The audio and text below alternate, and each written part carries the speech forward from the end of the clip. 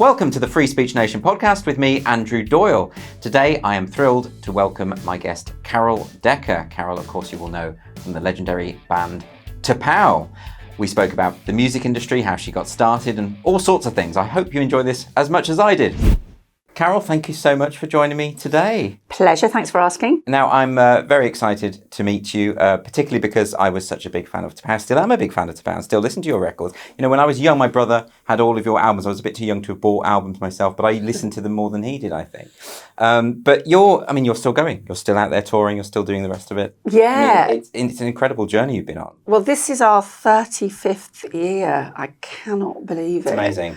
And prior to that, of course, I was a struggling muso. And, you know, from when I first wrote a song, it was about 1982 or something. Yeah. So I can't believe I've been doing this for this long, because most musicians, most people who are in bands are sort of, it's like running away with the circus. Yeah. You don't have a plan for tomorrow. Yeah, of course. You know, and my whole thing, part of what attracted me to being in the music business or being in a band was to be unconventional, to not know where my life was going to take me. I couldn't stand the banality of a conventional life. I couldn't bear it. Still, my wish came true. Well, you definitely haven't had a conventional life. So did you always know that this is what you wanted to do, this is what you wanted to do with your life from very early on? No, I didn't. And the reason being, it was never put to me as a career. So as a young child, I could always sing and would sing along with the radio. And I was a little bit precocious. So I grew up first 7 years of my life in Liverpool. And my grandma, Nana Decker, she had a fruit and veg shop. And I would dance on the counter and sing and annoy people on the bus. And people would give me money to shut up and things like that, you know. So I was a talented, precocious little child with a lot of musicality, because my mum was a singer. My dad was an amazing pianist, you know. So it's in the family. It's in the blood, yeah. And then we moved to Shropshire. My dad got a new job and I went through just ordinary school. And then I went to a girls' grammar school. Mm-hmm. And things like singing and art and stuff were just like hobbies, like accomplishments for a young lady. You know what I mean? Yes, of course. But our headmistress was very like Margaret Thatcher. She was a scientist, pushing us all. You can do anything you want. But she's very science, maths.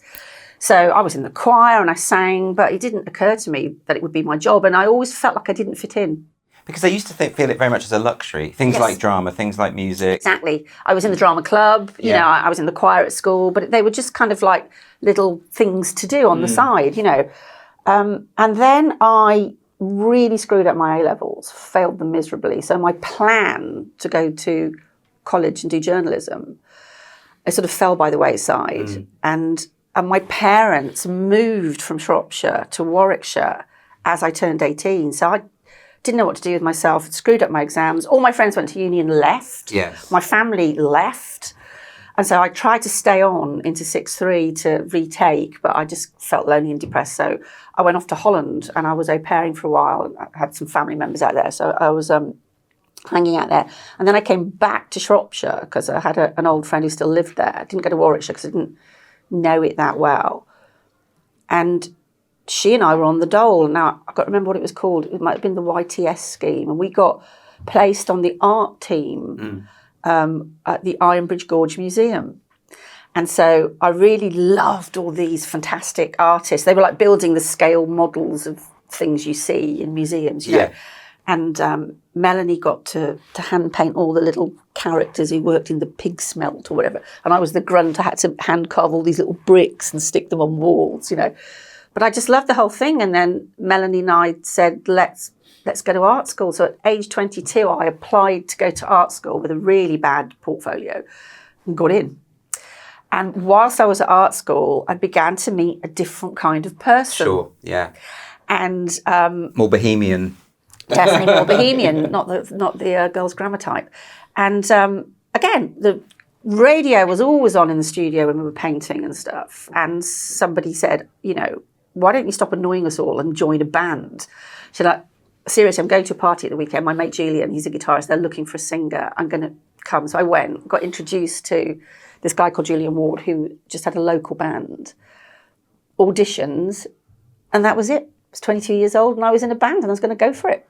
And I mean, it's just stories like that, you just think it could so easily have not happened. Yeah. If something else had happened, it would have been a completely different life. Yeah, but those between 18 and 22, between the fluffing of the A-levels and going back to college, I literally did wander lonely as a cloud because I didn't know what to do with myself. I didn't know where I fitted in. You know, I worked in shops. I was a lifeguard. I worked in bars. I just couldn't settle, couldn't think of anything I wanted to do. And then finally, it found me. Yes. You know? And then how do you go from that, from joining a band, and presumably you're gigging all over the place? Yes. How did it work? Because of course back then there's no internet. You can't upload things on YouTube, try and get noticed that way. It seems almost impossible to break into that industry. Well, what you did was you built a local following. So that was just in basic pubs that had a function room and working men's clubs where we were often the unwelcome interruption in the bingo. Yeah. And I love saying this because we lived in Shropshire. Young farmers' balls. Oh, really? Yeah, I like them. Good places to gig. Yeah, hairy, yeah. No, so they would literally hose the cow muck off a shed and put a band in there and we were often on a lorry trailer, which are very long but very narrow. So not very glam in the early days. No. But we'd have to put hay bales behind the drummer because if he went for a big fill, they'd fall off the lorry trailer because it had no depth to it. So you'd have to have hay bales to catch them and break their fall. That happened a couple of times. And so you just build up a local following. And then close to me in Shropshire was Wolverhampton, was our nearest kind of biggest small city. So we went to Beacon Radio, or Beacon Radio as they call it there. And they would do sessions, like the Radio 1 sessions. They'd have you in and do a session. And then BRMB in Birmingham was a really big station. And then we got some slots on Pebble Mill. Do you remember Pebble Mill at 1? So we were building up this local following, but it was all very organic. And then back then, record companies would have regional offices and regional scouts. So you try and get the A&R guy from MCA Birmingham to come to your show, but they seldom, if ever, would. Yeah. So then we tried to start getting gigs in London, places like the Sir Judge Roby and stuff like that, old pubs, and even played the Marquee when it was still in Wardour Street. And you'd send your tapes off and you'd send, with your little biog and your photo and say, please come and see us. We're appearing here, And so that's how you did it, and you were just in some van with no heater. Or I remember one time I had a clapped out VW Beetle, and I think it was 12-volt battery, or was it a 6-volt? It was the wrong kind of battery. It used to clap out all the time. And I couldn't drive, so my friend Jenny was driving, and we got Ronnie, who was 6'2.5", and our bass player Paul Jackson, who was 6'4". They sat in the back of this VW Beetle and we threaded the guitars in on their lap. And they were like up to here with guitars all the way to London. So you'd make it work. We were very resourceful, very determined, but it took years because we weren't in Liverpool or Manchester or London. Yeah. We weren't on a scene. So you just have to keep pushing and make as many opportunities as you can. And then the rare chance that it will work. And it obviously did. At some point. Was this from a demo tape or something? Yeah, it took a long time, and then you had the music rags, so Melody Maker, NME, and you'd scour the back to look for, gigs or people to connect with and stuff, like early LinkedIn, if you like. But how I finally got a break with some connected people was through utter naivety. So, when you see a tour poster, it will say, now it'll be Live Nation, usually. Always. Back then it was Harvey Goldsmith Presents. So his name was always above. The promoter. Yeah. Very famous, Live Aid, he's a very famous promoter. And it would say Harvey Goldsmith Presents, and it'd be the Rolling Stones or whoever, And so this was, I love the Pretenders, I just love them. It said Harvey Goldsmith Presents the Pretenders, and it was their UK tour. And so I looked up his address and I sent off a demo tape and a picture. And dear Mr. Goldsmith, next time you're looking for an opening act for one of your big artists like the Pretenders, look no further than me, kind of thing. What I didn't know was you had to have a record deal and they buy you onto a tour. Right, so money changes hands, So it's quite a ballsy thing to do, to just go straight to him and say... It wasn't ballsy, I was completely naive, I didn't know that happened. When we were signed to Virgin and we were supporting Bryan Adams, our label paid $25,000 to Bryan Adams' management company, but I didn't know that that's how it worked. So Harvey Goldsmith was just starting a management arm to his promoting company. And that letter and tape ended up on the desk of the guy that he just said, we need to start managing some people. Right. So, and it worked out that way. And I got a manager. And that was it. Were you to POW at this point? No. Ronnie and I, Ron Rogers, who was my partner for 13 years, as well as my co-writer and stuff, we had a production deal with Kingsley Ward, who owns Rockfield Studios. It's one of the most famous residential studios in the world. Every big star's recorded there. And and we didn't know what to call ourselves. And Kingsley used to say, things you think are a good idea. I'm talking big here. I'm talking America. We went, Talking America. So we called ourselves that. Me and Ronnie were called Talking America for about 18 months. I'm glad you changed that name. We did, yeah. And then we did sort of 2 years with Kingsley, and we all worked really hard trying to get a record deal, but Kingsley just couldn't get us away. Yeah. And in the end, he said, look, we've done as much as we can do. I need to move on to other things, but you can have your tapes, which at the time I took as a massive insult, like, bye, and here's your songs back, But we were then able to go and get a publishing deal on those songs. So we got a small deal with MTA. Had more freedom as a result of that. and then that coincided with this guy called Chris Cook starting to manage us from Harvey Goldsmith's company. I see. So now we had London management, and he started putting us in front of people. He was connected, he knew everybody. So that was the start of us moving forward. Yeah. I think today a lot of the time people assume these things are overnight successes, but sometimes they are today because people go on talent shows or something like that. This sounds like a very long slog. Oh my God. By the time I got management, I was 26 years old, right? And they're starting to hook us up with photographers and stylists. And I remember this stylist coming up and getting right up close to me and going, there's a few fine lines coming. She just drew to my attention that I was closer to 30 than 20. Which in the pop industry is considered... Oh, I was geriatric. Absolutely. I was Old Spice, That's the sort of Spice Girl I was. And my PR girl at the time started shaving years off my age whenever I was discussed in the press. I never did that. But, I did wonder whether people did that as a matter of course. No, I never, ever lied about my age because I didn't know I had to.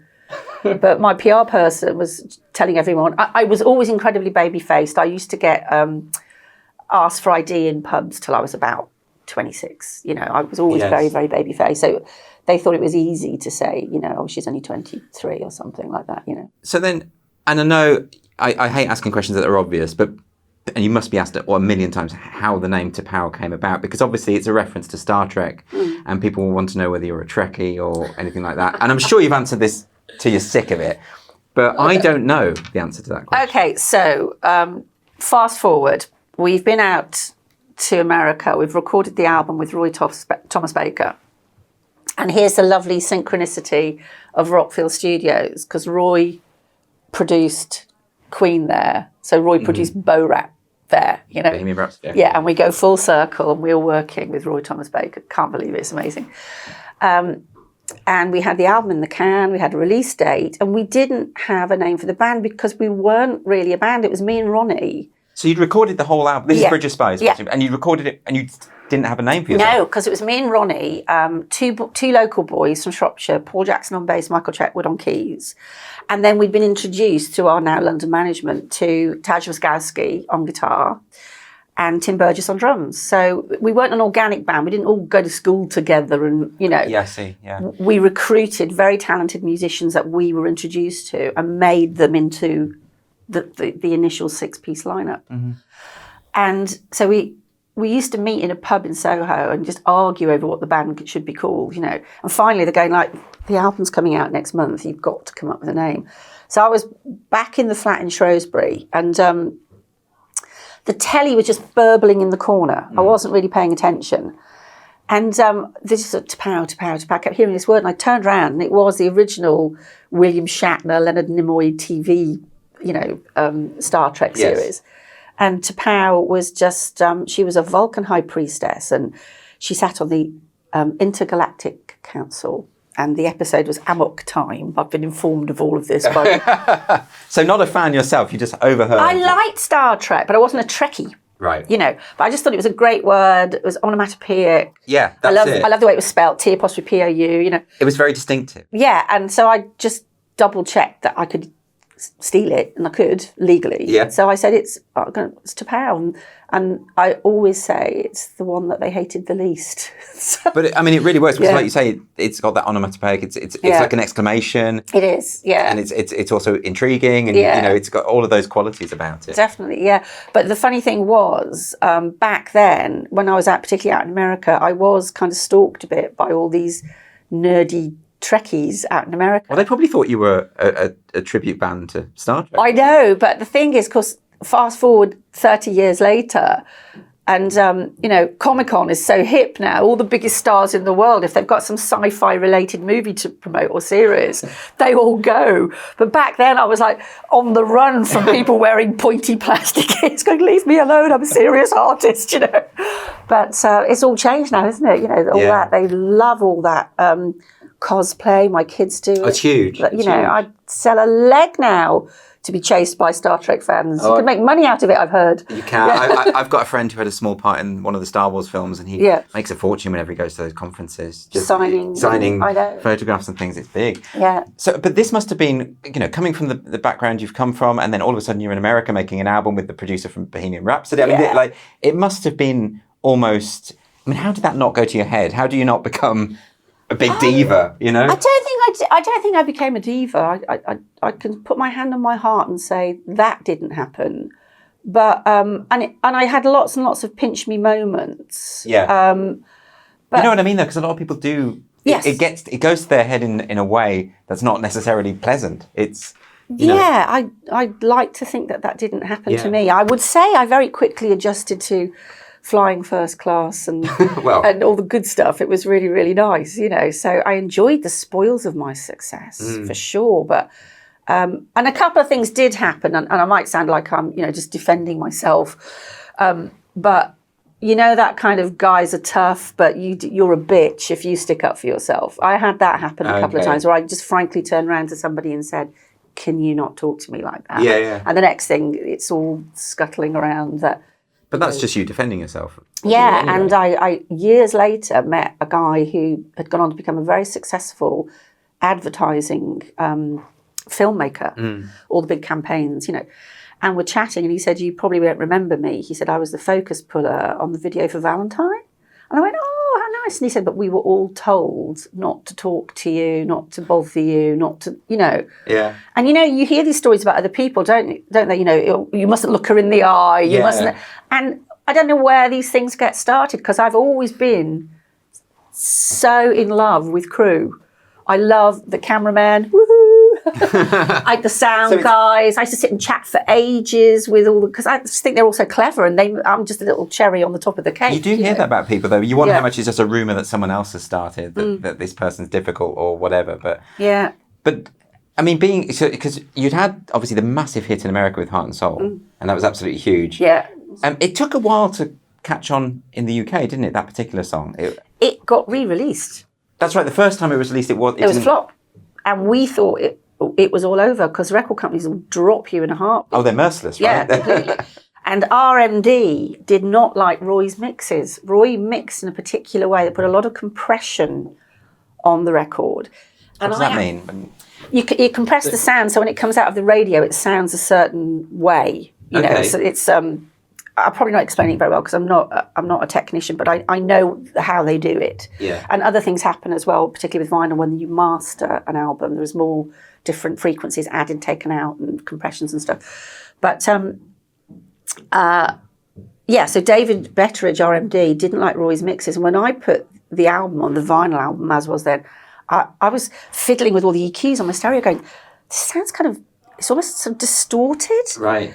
So I knew what David meant, but when you heard it on the radio, particularly MOR radio in America, yes. Oh my God, it popped out of the speaker. So Roy knew what he was doing. And that's what made it big out there. And it still sounds amazing now. It still sounds really relevant production, not particularly on Heart and Soul when you hear it. So big flop. David Betteridge went, "See, I told you those mixes, they're all wrong." And we're like, "No." And I'm just like almost suicidal, because my big break coming so late in my 20s, and I'm thinking they're going to dump me, And did you honestly think that was it after that? Terrified. Yeah, I was terrified. And then it's Pepe Jeans, a really cool jeans company, decided to use it for the cinema commercial campaign. Mm-hmm. And that was very cool. And then it started to climb up the American charts. So me and Ron were flown straight out to do radio promo, you know, a junket of, there's thousands of radio stations in America, thousands and thousands. Yeah. And so we were just talking like this, you know, to different DJs and stuff. And then the next thing, the band come out, and then we're on tour, and it's flying up the charts, and it went to number 4, and it stayed on the chart for months. I mean, and that's massive. It's huge. Yeah, absolutely massive. If you have a big hit in the States, it sort of jettisons you around the world. And the other thing that was of enormous help was the very new MTV. Yes. So that, and you had the video, presumably. You had the video, and it was called like rotations, light, medium, and heavy rotation. We were on heavy rotation. We were on like every 5 minutes. Every hotel we stayed in, Heart and Soul came on every 5 minutes, you know. And of course, MTV helped, because you could now, if other countries around the world subscribed to MTV and took MTV, you didn't physically have to be there on tour promoting your song all the time. Yes. You know, people got to see what you looked like via MTV. And did you always know, so you've recorded the album, do you know which ones are going to be the big singles, or are going to be the big hits, or is it a bit more arbitrary than that? I usually have the ones that I like. I don't know if if I'm right or I'm wrong, because sometimes the record company were right and they were wrong. And they chose it, did they? Or well, it was usually a meeting around a table. But the one I knew, and this is what I got such a shock when Heart and Soul first flopped, was I thought Heart and Soul was magnificent. I mean, the thing about Heart and Soul is, if you hear it now, you think, well, that's an obvious classic, because it's not just really catchy and powerful, but it's kind of innovative with the kind of, it feels like there's a dueling between the spoken voice and the sung voice, and which you then did again on Island. Yeah. And I really like that, that technique. I like really using vocals as percussion, so fill in the gaps with, not just the harmonies and stuff like that. So, so Heart and Soul, thank God, thank you, America, your instincts were right. It came back. But they never liked China. That never caught on in America? They didn't even release it. That's amazing, isn't it? Didn't like it, no. So we had a few we picked. Ronnie and I were very good at ballads, so there was Valentine. Valentine got us our deal. Right. Every time we met with record company people or different management, they'd go, that's the song. I want to hear more like that. Right. More of that quality. It was always Valentine. And then we wrote I Will Be With You, which was another big ballad hit for us and stuff. So we were good at the kind of the pulling on the heartstring type songs, And then, of course, China in Your Hand was absolutely huge here, of course. And that would have been the first number one, the number one you had, wasn't it? Yeah, and that didn't get us a deal. China in Your Hand did not exist when we got our recording deal. We were out in Wisconsin, outside Chicago. One song wasn't working. We were wasting time and money in the studio. And Roy said, do you have any other songs? And I literally had a cassette with the first draft of China. Ron had done the piano, and I'd done the story about Mary Shelley writing Frankenstein, which was kind of an odd thing, but it took me somehow. And gave Roy the cassette, and he went, that is a great song. So it was in its early stages. It was a piano and a voice. And I know, because you come to see us in concert, that China can work with a piano and a vocalist, or an acoustic guitar or a vocalist, or it can work with a 70-piece orchestra, which I've done it with the BBC Concert Orchestra. Yeah. It's one of those songs, it can just fly on any level. But again, the genius that is Roy Thomas Baker, he just heard, that's why it's so massive, Yes. Such a big song. He heard, that's how he hears things, So he could hear what it could become from the basic demo. Yes. So is that your normal process of songwriting, is that you come up with a sort of, a basic version of it, and then the rest of Ronnie comes in and... Yeah, I mean, it'll be... Like, Heart and Soul was born out of a new toy. So we had this new keyboard. My dad lent us some money for a keyboard. And was it JX3P? Might have been. And it had a thing called a sequencer in it. So a sequencer, it was very rudimental. Yes. Well, it would be rudimental now, but back then it was like cutting edge technology. So you play a riff, you pick some notes, and then the keyboard keeps playing it. So that's why you get that repeated bass. Yeah, so Ron was macking around going bom, bom, bom, bom, bom, bom, bom, bom. Put that into the sequencer. So that kept playing. And then, he got his guitar and he was doing that. And then I got on the other keyboard, was going, ga-ga, ga-ga, ga-ga, ga-ga. So you just start mucking about. So Heart and Soul was born out of a new toy. Right. China in Your Hand. I'd seen this documentary about Mary Shelley writing the Book of Frankenstein. And without wishing to sound like an expert on it, because I'm not, but the tenet of the programme was that at age 19, she wrote this pulp fiction hit, and her husband, Percy Shelley, Lord Byron, all their sort of Fitzrovia intellectuals, they're all super jealous. They're all sort of falling out, arguing, and it caused a lot of problems. And then, of course, the story of Frankenstein is really quite sad where Dr. Frankenstein acts as God and creates, his own being. So I thought it was like a wheels within a wheels, a story within a story, sort of be careful what you wish for. So that really started with the lyrics then? It started with the concept? Concept, yeah. Okay, that's interesting. So that was a story. And Heart and Soul was a new toy. Other songs I've written are just observations about other people and their life.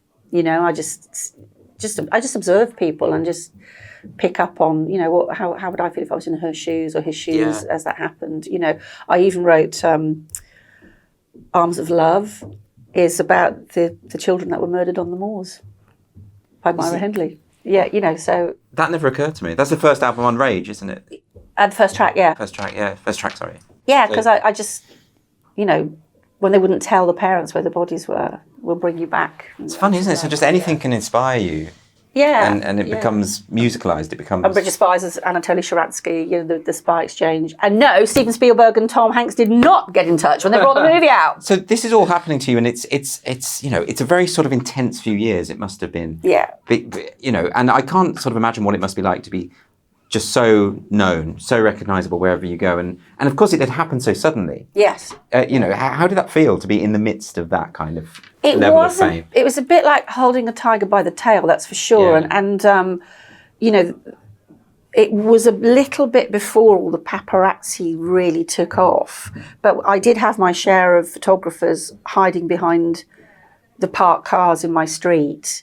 Yeah, did you never feel like just you wanted to tell them where to go? Yeah, because I was still going down to the corner shop to get a pint of milk in the paper without any makeup on in a tracksuit. Of course. And then all that was going on. And I did have a short period of time where we had a decoy, somebody in a red wig in a car. Really? Yeah, because I couldn't get out of Hammersmith Odeon. There was such a crowd. So they had a decoy car in one of our roadies. Yeah. So that was quite intense. And if that had gone on for the rest of my life, like some people stay super famous forever and always have to be on their guard, don't they? I think it must be exhausting.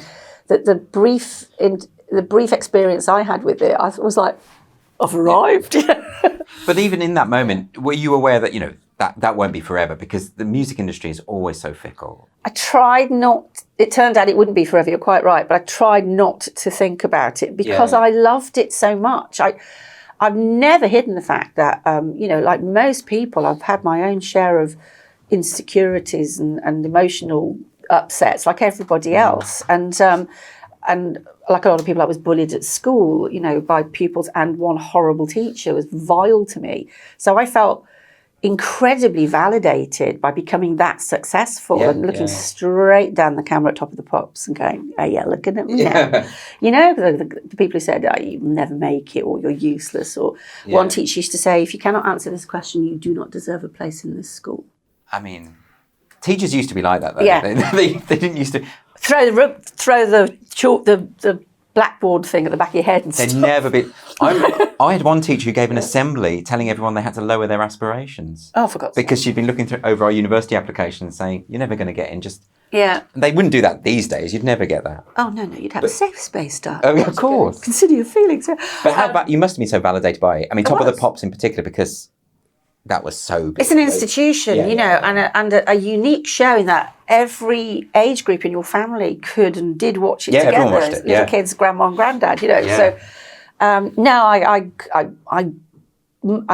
my cheeks ached. I smiled so much for my first Top of the Pops. I really couldn't stop grinning. But even with the the nature of the music industry, and that you can't stay at that peak forever, you've achieved that. That's something that so few people achieve that. It took me a while to come to that conclusion, because obviously when the big heady days were over, and they were by about 91, I felt like I'd had the sack. I felt like I'd been fired. You know, like I wasn't good enough anymore. I did definitely struggle with it, Right. which always makes me really worry about those poor kids who have that intense experience on X Factor where they're sending a car to pick you up every Saturday. You're on primetime TV. You know, everybody's waving at you, screaming your name, and then you go out of the competition and you're just working back at the petrol station or something. I get it. I get that anguish, and you know, nobody likes to lose their position that they've worked hard for. But the way I reconciled it, a bit like what you're saying, is if you win a gold medal at the Olympics, if you don't win it next time, it doesn't mean you didn't win it. Right. So I learned to be proud of myself and understand that I have survived in a very difficult and competitive industry. But it was a bit shaky for a while. And that was around the time of the third, The Promise, which still sold very well, didn't it? It did. Top 10 gold album. You know. So, I mean, not too shabby, No, right? but we got dumped by Virgin because things were going that way. That happens to a lot of artists. You know, they have the difficult third album or whatever it is. And you know, some record companies stuck with their artists and let them climb back up and encourage them, but we were just dumped. Some of the artists that flourish the most, it's almost like they have an album or two that doesn't really catch on. I think Kate Bush had that. Kate Bush had an album that just sunk. I can't remember which one it was, but they persisted. They believed in her. Yeah, and they just said, look, carry on. And then the next one, she did Running Up That Hill, and it's like, okay. Yeah. You know, so in a sense... And she was very young, don't forget, when she got signed, wasn't she? So they saw her, they wanted her to mature. And... fantastic. That's how it should be. You should be nurtured and encouraged. But it's not really like that, is it, always? And a lot of, I mean, with my limited knowledge of the music industry, it does feel a bit like, you know, they just drop you if they think they're not making money at the moment. There's no sense of what could happen in the future where you could develop, you know.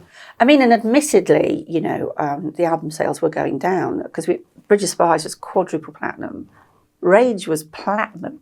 Still a platinum album. Yeah, so still huge. Yeah, and The Promise was gold. So it was quite a drop. But The Promise has since gone on to be referred to as like a very underrated album because it's a great album. We'd moved producers by then to Andy Richardson, who he got an Oscar for mixing the soundtrack to Slumdog Millionaire. You know, the guy knows what he's doing. It's a great sounding album.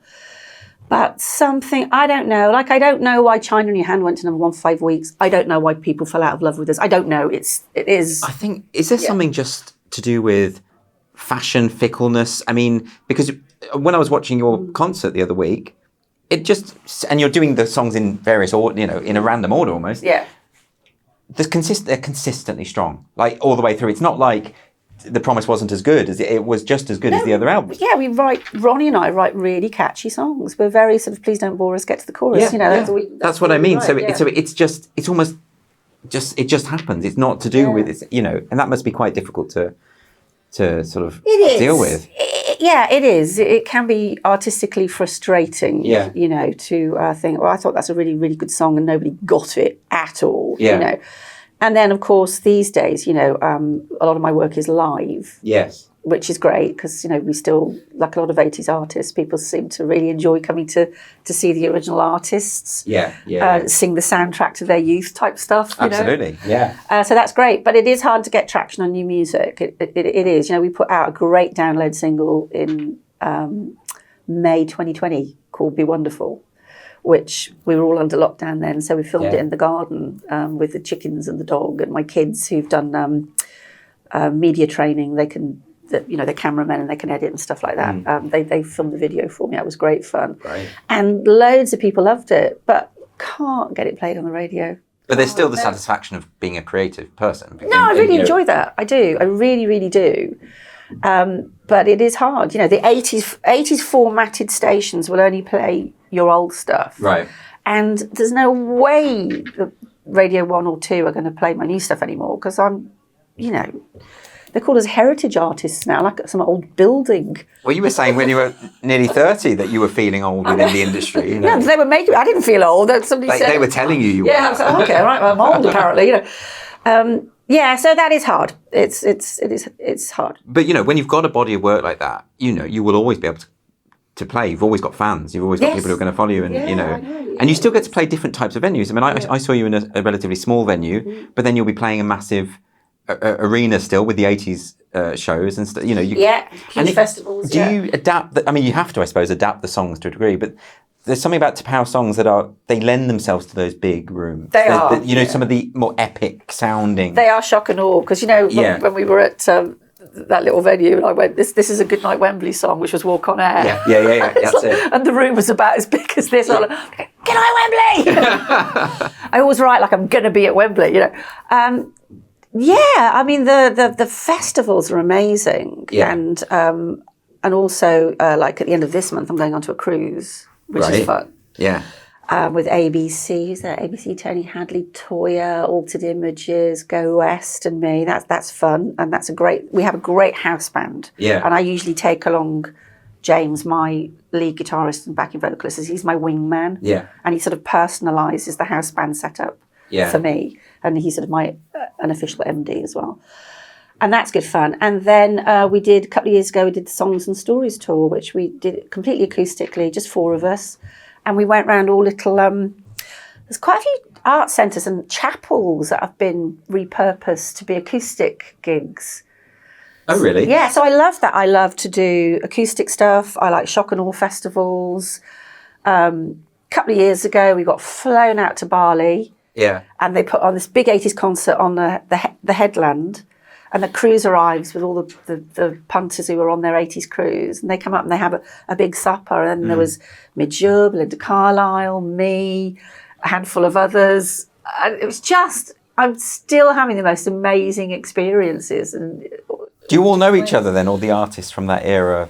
We do now. I didn't then because a lot of the people I know were the earlier part of the decade to me. So you weren't bumping into each other in Top of the Pops. Right. And also things were different then. We were all really competitive. Of course. I'd trip you up if I saw you in the corridor and kiss you. But now we've all been doing these 80s sort of tours and festivals since the early noughties. So 2001, I did my first arena tour with Paul Young, Kim Wilde, Go West, me and China Crisis. And that's when we became friends backstage. Yeah, getting to know them. Yeah. And do you still really enjoy it? Has there ever been a period where you're like, I don't really want to perform live anymore? Or is the enthusiasm still the same? It's coming back. The funny thing about the last 2 years with lockdown is, if anybody follows me on Twitter, I've sort of been, I've been railing against the machine and being told what to do. And my defiance syndrome was off the scale, and I probably did nothing but give myself an ulcer because there wasn't anything I could do about it. Yeah. So having been outraged at what was done to us with lockdown, I found I've been quite anxious coming back to work. Oh, really? Not through any fear of viruses, but thinking, can I do this anymore? Just because it's been that long. And I've spoken to quite a few colleagues and friends, some artists and others are like technicians, tour managers, and they're going, I used to spin about 5 plates at the same time. Now I'm going, just double check my email. You know when you learn to read when you're little with your finger under the word? I'm going, it's my diary. I'm here on this day, And I felt quite anxious about getting back into it. Like I've been off the horse for too long almost.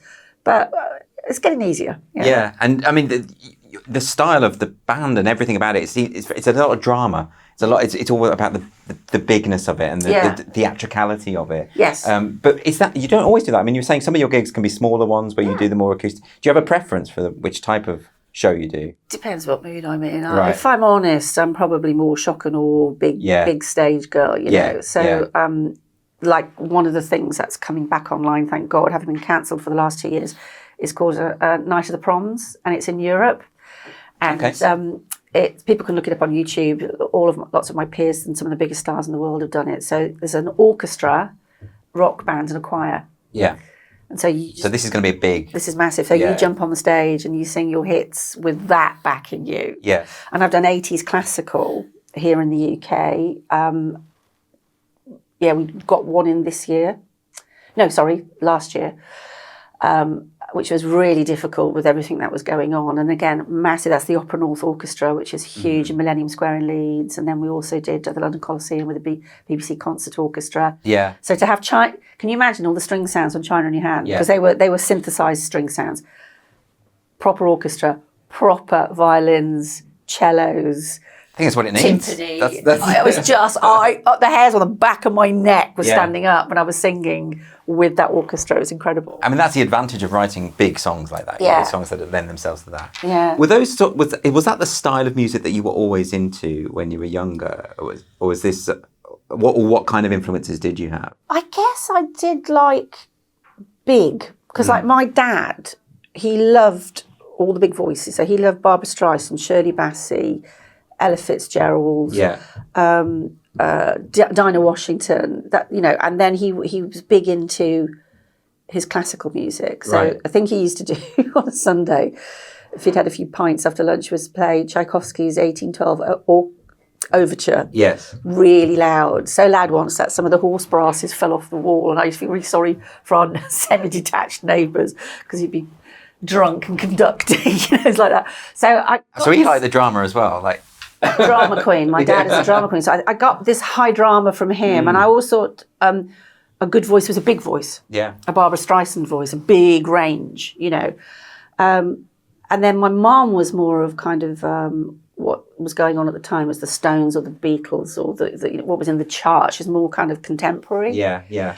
So, I definitely think probably, and I've got a good ear for melody and what's catchy, but I definitely got high drama from my dad for sure. Yeah, and so that fed into your music, the style of songwriting, I suppose, the way that you ended up. But you weren't sort of a trained musician in terms of, could you read music? Could you do anything like that? No, I had piano lessons because my dad was an amazing pianist. So he was a pianist, yeah. And he could play, he'd be playing the music to the left-hand page and humming the melody on the right-hand page, which always sounded really weird, but that's how good at reading music he was. Yeah.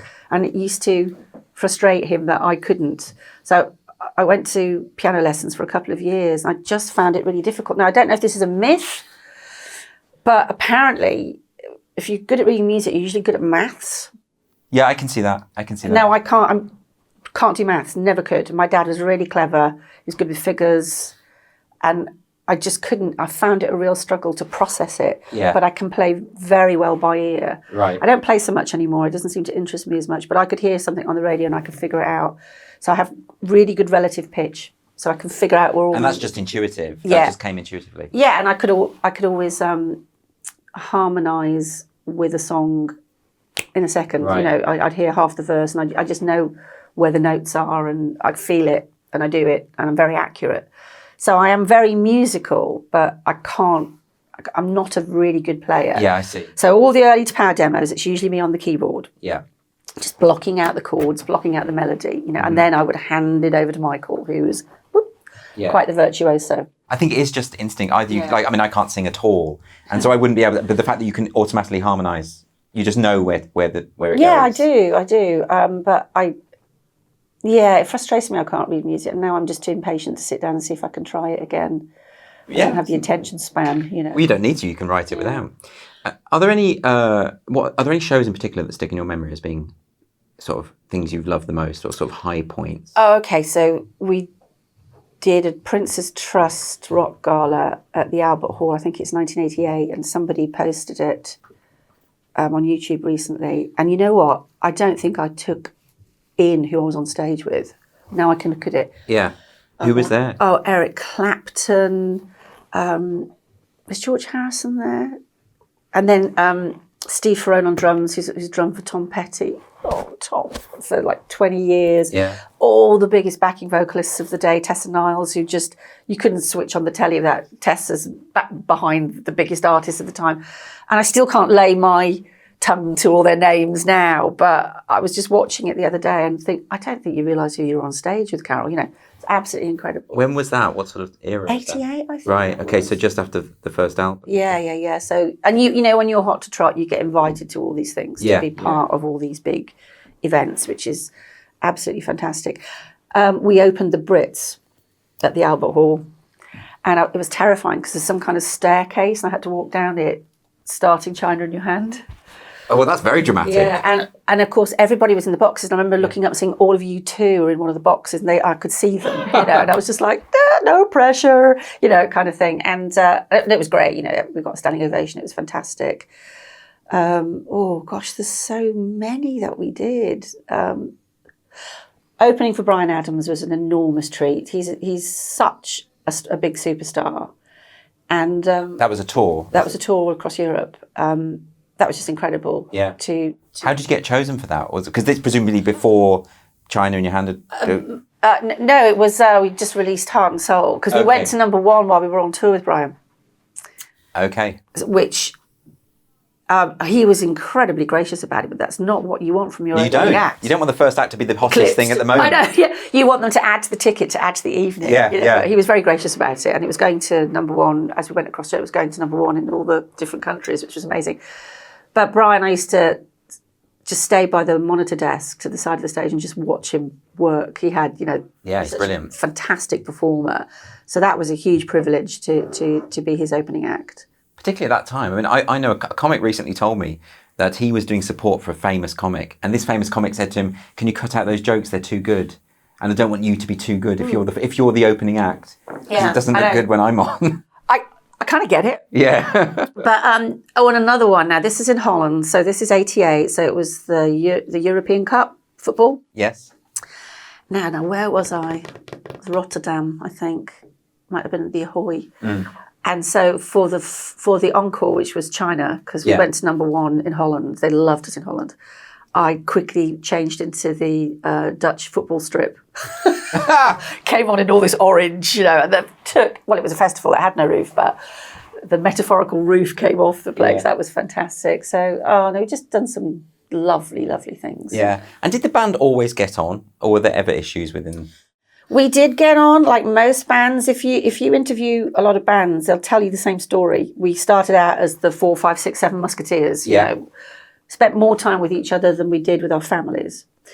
And then, especially when you get successful, the dynamic changes. So Ronnie and I had written all the songs for the first 2 albums. They were written before we met them. Yeah, so like you were saying, they came on after. They were signed to us on a production deal, so they were our hired musicians. So did you consider them part of the band, though? I did very much. But I was very clear they weren't getting any of my publishing. Yeah, okay. And when we wrote The Promise, we co-wrote that with them. And it was just a 6-way split, and that was fine. But what happened was 2 massive albums. Firstly, may I say, they were on excellent salaries. Okay. So that's on the record. Put your tiny violin away. Yeah. But of course, Ronnie and I wrote all the songs, so they saw a huge difference in what we were doing and where they were. But they weren't like, no one had I didn't have my foot on their throat. They were not oppressed, abused musicians by any stretch of the imagination. But it caused a schism because all of a sudden, Ron and I had a ton of money come down the pipeline, and so much of it goes to the writers, doesn't it? Yes. Which I've only sort of heard that's the way it goes. Yeah, but nobody but Ronnie and I were in that damp flat writing songs except me and Ron. Well, exactly. So it was clear, there wasn't any kind of grey area of, I was there, I put the bass down, and I think I influenced that just didn't happen. We did everything. Ronnie played everything. We we had home recording unit, and all our demos were basic 4-track demos of all the songs. We wrote them and we played on them. So it's just that when there's so many stories of creative people, when they end up working together, even in comedy, when there's a double act, and then they end up never talking ever again because there's something about, you end up, like you say, you're not seeing your family, you're living in each other's pocket. Yeah. But in your case, of course, you were in a relationship as well with the other writer. Yeah, well, Ronnie and I, we were once on the road for 17 months, pretty much. So the band, they were all married, and the girls would fly out to meet us at certain points where we had a gap. They all went on to get divorced. And the wives used to say to me, tour monster came home. Yeah, so I remember I got home once and I had the house in North London and it was over 3 stories. And we had someone looking after the house for us, and he was very funny. So when I opened the front door, my bedroom, there was a sign going dressing room, and then the living room had front of house, and the kitchen was catering. He put all these signs around the house, so I knew what I was doing, Because it's such a different world. Yeah, right? so Ronnie and I were together all the time. Yeah. It was when the band stopped working and we came off the road that Ronnie and I hit a brick wall in our personal I see, relationship. yeah. But it was the other way around for the boys. They were separated from their wives, and that, you know, it was so intense that caused their relationships to fail, unfortunately. But I wouldn't change it for the world. But there's one member of the band I haven't really spoken to since, because he would never come to you with what he wanted to talk about. He would just gnaw away at the foundations of the band. He'd prop up the bar, somebody would be drunk, he'd be going, you know, she's just... No. I can't stand that sort of thing. No, so haven't really spoken to him since. The others, we've gone back to being good friends. And I even got an apology out of one of them for the way that they conducted themselves towards the end of the band. It's all in my book, Heart and Soul. A few copies left. There we go. Because it's not a normal life, is it? Really? No, it's not. No. And, you know, I'm sure they think... they might have stories to tell about me that simply won't be true. No, of course. I'm telling you that, you know? Yeah, but no one's going to read their book, are they? So it's fine. I mean, is there also the issue that, you know, you're the figurehead of the band, always? You know, if I think about when people think of T'Pau, they think of you. And so, you know, there's always going to be, there must be some sort of ego clashes within a group like that. Yeah, definitely. Some of it was just like practical stuff. So monitoring wasn't as good back then when we first started. So I would always, in any band I was ever in, have huge arguments with the lead guitarist who would want their amp so loud that it was taking out your right eardrum or something. You know? So the arguments, lead singers and lead guitarists would often clash. Really? Yeah, that was quite. And what about in the writing? Is there ever creative differences where one person has to compromise or anything like that? Not then, but latterly, yes. Ronnie's getting super grumpy. Really? Oh, God, yeah. He's like a different... He won't mind you saying this, right? He used to do exactly what I told him. He doesn't That's anymore. what you need. You need to be tyrannical, Yeah, right? yeah. No, Ron can really stick his heels in these days, where he used to be a bit more flexible, and I'd get my own way a bit more. Is he right, though, when he's... He is sometimes. Okay. He is, you know, but I've learned to let him run with one of his ideas, live with it, listen to it, and then go, actually, it's fine. Yeah. You know, I didn't need to kind of win that one. I'll win the next one. Yeah, exactly. Just see it in the long-term strategy. It's not enough that I win, you must lose. Of course, of course. Do you have any favourites in terms of your songs and the things that or the ones that you like to play live the most? Do you have anything like that? Heart and Soul I love. China in Your Hand, because like I was just on stage on Saturday at the Queen's Hall in Nuneaton, and you barely have to sing it. They sing it for you. Yeah, exactly. Like, you know, that's fantastic. But I love... we perform the original demo version of Thank You for Goodbye. So the version that's on Bridge of Spies, I don't personally like. We completely changed the song. Roy wanted to totally rework it.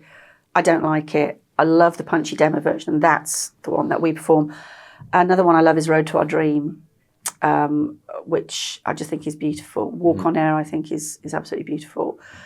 The Promise is great fun. That gets everybody going. Yeah. You know, so there's a lot of our songs that I really love. And I was listening the other day to some old B-sides as well that I might bring back into the set. Oh, yeah. And is it almost like you hadn't thought of those for a while? Yeah. Because you've released a big collection, haven't you? A 3 CD collection. 56 tracks, yeah. It's called Essential T'Pau. Yeah. So there's a big back catalogue there. There is. Because people will think, there's only 3 albums, but there's more. You've had an album recently as well. In 2015, I think you had a... Yeah, gosh. My output's terrible, isn't it? Pleasure and Pain. Pleasure and Pain, yeah. Do you know what? That was wonderfully reviewed, because in the past I've had a good slagging off the music press. They just thought we were naff, didn't like us. I couldn't do... What, even at the height of the success? I went from I was on the cover of Kerrang, Smash Hits, Q, Melody Maker. We were so wide-ranging, you know. We had fans who loved Sex Talk and Monkey House, who were the more metal fans, and then through all the, you know, and then we sort of marketed through that Going Live, Phil Schofield, to the little kids. And I quickly went from being, oh my God, they're amazing, to like, oh, they're just naff, you know, after Bridge of Spies, and that lasted for a long, long time. And then when Pleasure and Pain came out, it got actually nicely reviewed by mainstream music journalists, because probably all the ones that used to slag me off probably all dead now. Anyway. And So I finally got the reviews of my dreams, but Yeah. of course you can't shift the albums anymore. It's so hard to sell them. Did you not? Did those criticisms early on bother you at all? Because everyone has a different response. I know some people who never read their reviews. They just I absolutely. stopped. Yeah. Is that the best way to deal with it? Yeah, I was even entrapped by one journalist who was a smiling assassin for a big music paper. And she didn't come to the show, and she'd gone down with a stomach bug. So, we sort of made sure that the hotel doctor went to see her, and my tour manager went to see if she was okay, can we get you anything?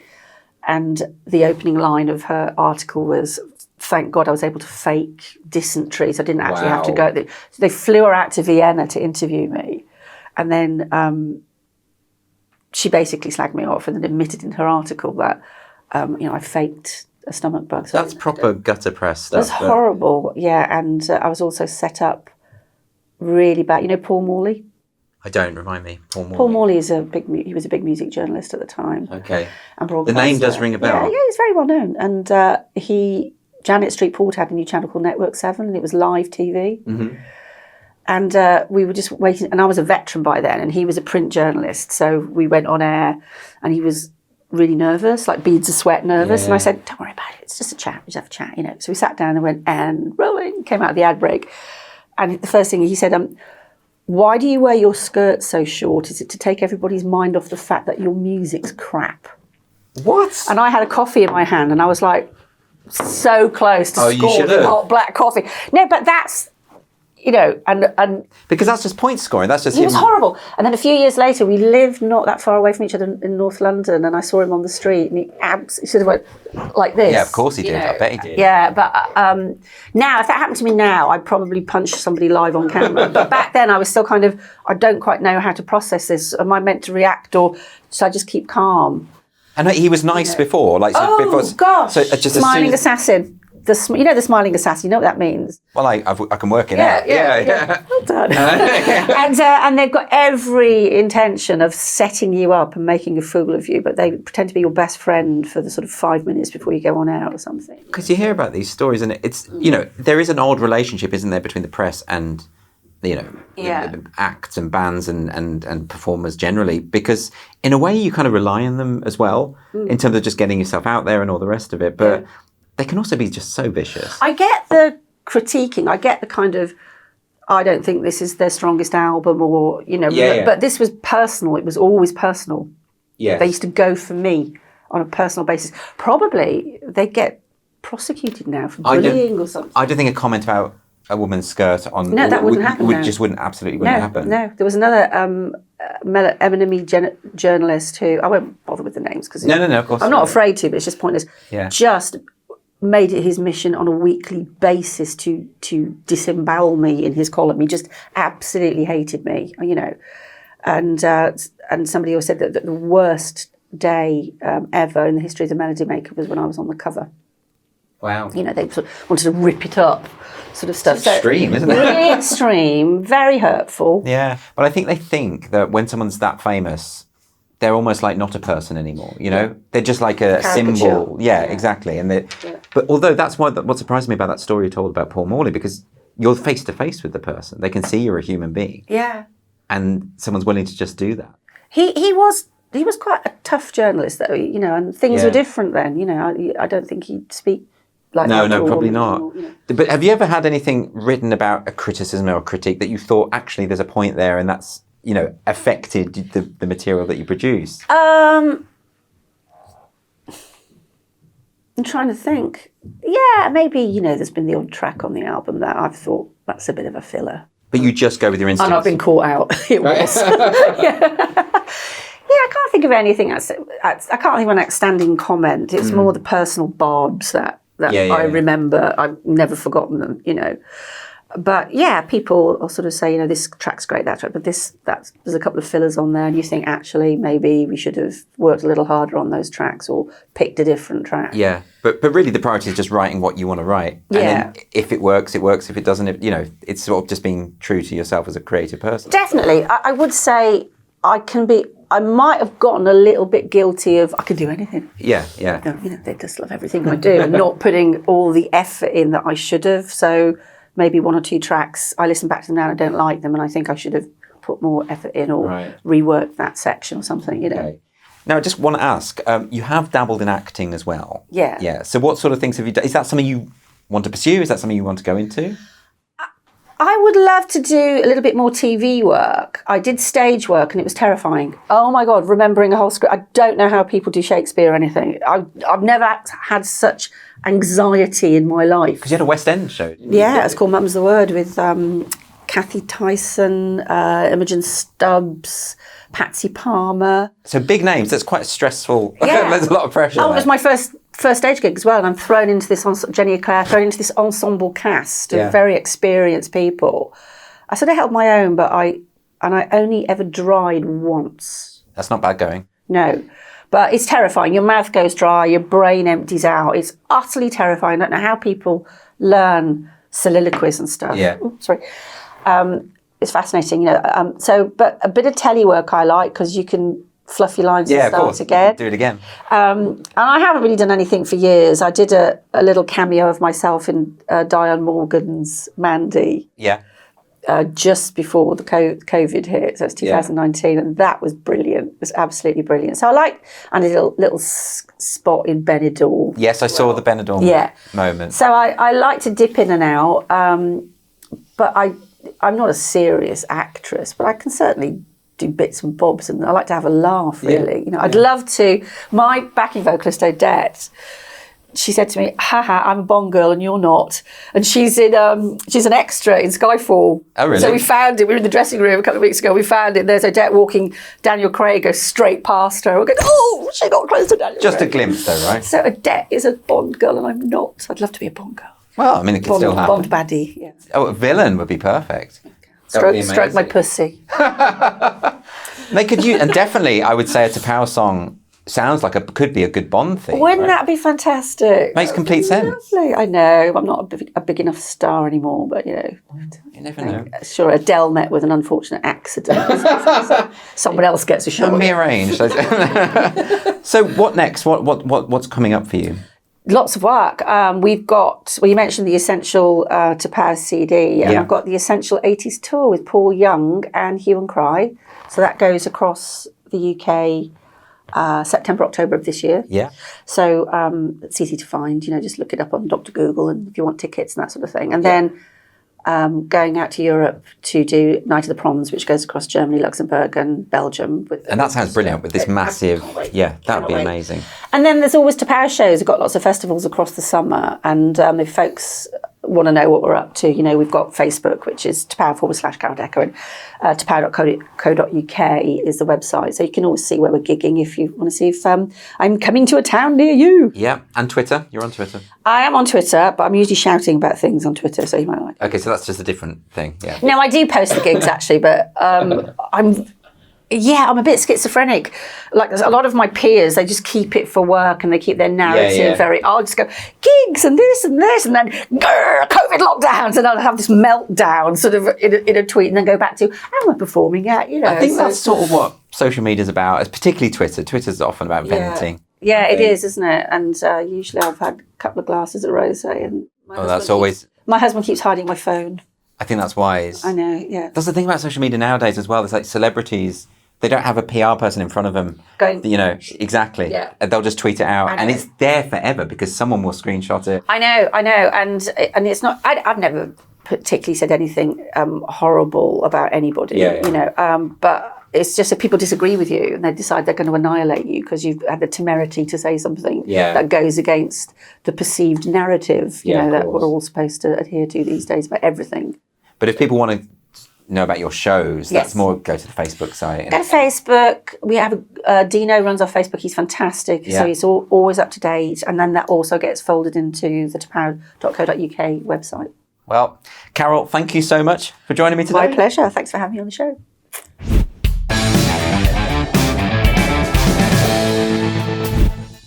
This has been the Free Speech Nation podcast with me, Andrew Doyle, and my guest, Carol Decker.